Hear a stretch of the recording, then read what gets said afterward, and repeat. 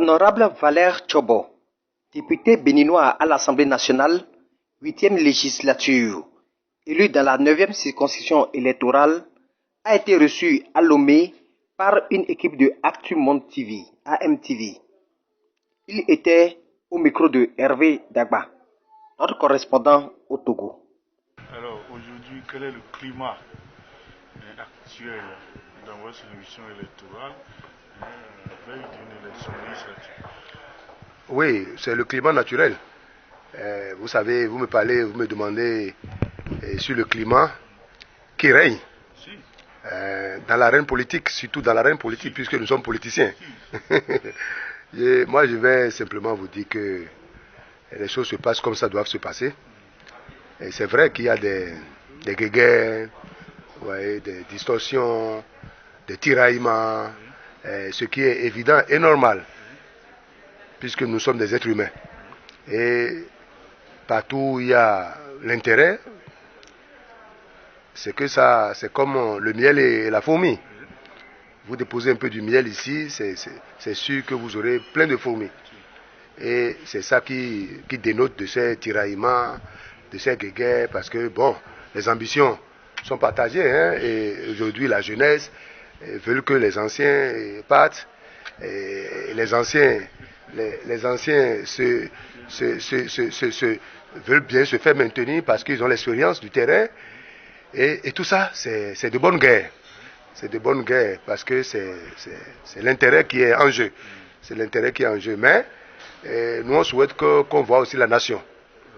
On souhaite, étant député, pas pour la première fois, connaissant un peu le terrain politique de mon pays, connaissant la géopolitique de mon pays, connaissant la psychologie un peu de mon pays, je pense que ce serait bien pour chacun de nous, pour la jeunesse, pour nous, pour toutes les femmes, pour tout le pays, que des gens qui ont un certain nombre d'expériences soient quand même là, pour accompagner le président de la République. Parce qu'en réalité, tout ce qu'on fait, c'est pour le peuple, c'est pour la nation. Si on biaise le débat, si on commet trop d'erreurs, beaucoup de bévues, et ça va déteindre encore sur la pauvreté. Parce que notre pays, déjà, se cherche. Notre pays se cherche, et nous rendons grâce à Dieu qu'aujourd'hui, nous avons un président qui a assez d'ambition. Ça, il faut être honnête, il faut dire les choses telles qu'elles sont. Qui a assez d'ambition, qui est en train d'impulser un nouveau souffle, une nouvelle dynamique par rapport au développement de notre pays. Donc, il faut quand même des députés avérés, qui ont l'expérience politique, qui ont la carrure, et qui peuvent accompagner, et qui peuvent non seulement soutenir, mais chercher à tirer vers le haut le pays. C'est de ça qu'il est question, parce qu'il n'y a pas l'exécutif sans le législatif.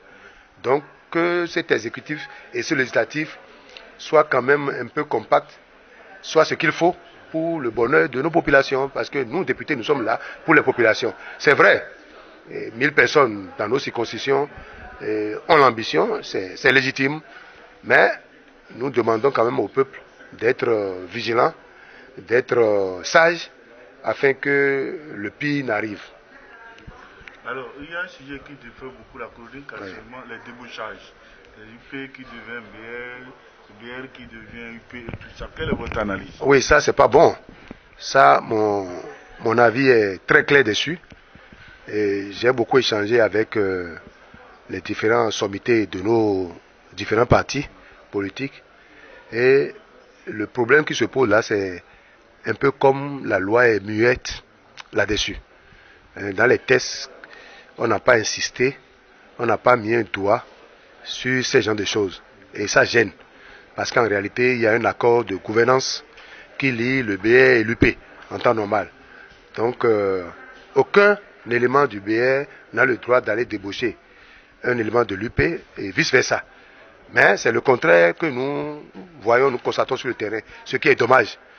Et je pense que les jours à venir, les différents sommités et les responsables de nos pays doivent pencher sur cette question pour que le tir soit corrigé. Sinon, ce n'est pas une bonne chose. Honnêtement, ce n'est pas une bonne chose. Ça frise un peu à la pagaille. Ça frise un peu à la pagaille. Parce qu'une fois qu'un accord de gouvernance a été écrit, vous devez savoir, puisque j'ai beaucoup échangé avec les collègues, que s'il n'y avait pas cet accord de gouvernance, c'est autre chose que nous constaterons dans nos différentes communes. Mais à cause de cet accord de gouvernance, l'installation des conseillers communaux était une réalité. Mais aujourd'hui, on ne tient plus compte de cet accord de gouvernance et on sème un peu la pagaille. Et donc je pense qu'il sera de bon temps que quelque chose soit fait dans ce sens pour que ça ne soit pas pérennisé. Sinon, ça risque de créer de sérieux problèmes dans notre pays. Vous vous souvenez que c'est pour assainir un peu l'arène politique qu'aujourd'hui il n'y a plus ces pléthore de partis politiques que nous avons réduits pour que le développement de notre pays soit une réalité. Donc nous avons le devoir de corriger cette question-là, cette question d'accord de gouvernance, ou bien de prendre une loi, de faire une proposition de loi en tant que député, ou un projet de loi qui vient du gouvernement pour